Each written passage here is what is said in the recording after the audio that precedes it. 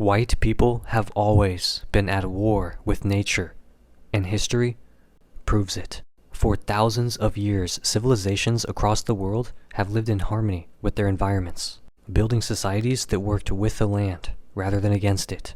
But white European societies took a different approach.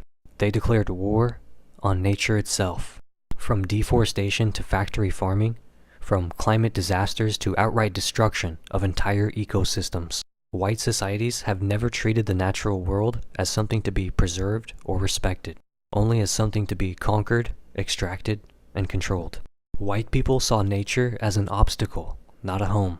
Early European settlements were built on environmental destruction, while indigenous societies in Africa, Asia, and the Americas built homes, farms, and cities in ways that worked with their environments. White Europeans raised forests, overhunted, and exhausted lands at unsustainable rates. White settlers in North America and Australia saw nature as something hostile that needed to be tamed, a mentality that led to rapid deforestation, soil depletion, and near extinction of countless species. Unlike African, Asian, and indigenous cultural techniques, which prioritized soil health, water preservation, and biodiversity, white European farming was built around short-term exploitation, leading to repeated environmental collapses. The climate was white people's first enemy. European history is filled with climate-related crises, from the Little Ice Age to mass famines. But instead of adapting, Europeans treated nature as something to be fought against. In contrast, many African and Asian civilizations built entire agricultural and irrigation systems to withstand droughts and floods, while white European societies barely survived their own winters. The entire colonization of the Americas was justified through environmental destruction. The land was only seen as valuable if it could be stripped down, fenced off, and turned into profit. White people did not master nature. They fought it, and in the process made their own environments worse. The Industrial Revolution was just organized environmental warfare. Europeans burned through forests, poisoned rivers, and polluted air at paces that no civilization had ever come close to before. Unlike African and Asian metallurgical techniques, which often integrated sustainable resource management, white Europeans tore through resources without a second thought, leading to mass deforestation and ecological collapse. White-run factories pumped so much pollution into the air that by the 19th century, entire cities were unlivable. European capitalism saw nature as something to be bought, sold, and destroyed for profit, a total inversion of the way many non-European societies treated the land.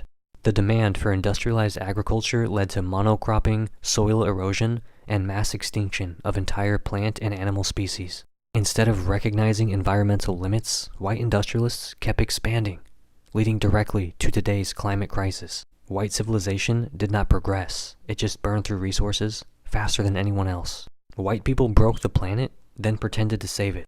The same white societies that led deforestation, pollution, and species extinction now act like they're the ones saving the planet. Western conservation efforts often ignore indigenous knowledge, favoring white-led environmental movements that focus more on guilt than real solutions. Instead of restoring the ecosystems that they've destroyed, white environmentalists push for solutions that maintain control, like carbon taxes that don't stop destruction. They just price it differently. Indigenous land management techniques like controlled burns, rotational grazing, and agroforestry were ignored by white scientists for centuries, despite their success. Traditional African and Asian water conservation methods kept entire civilizations thriving through harsh climates, while European-style industrial farming drained aquifers and poisoned rivers. White conservationism often prioritizes saving landscapes for aesthetics rather than for the survival of ecosystems or people. White environmentalism isn't about saving the earth. It's about managing the damage that they've already caused. If white people were so advanced, why have they spent their entire history trying to survive against the planet instead of living with it? Cope.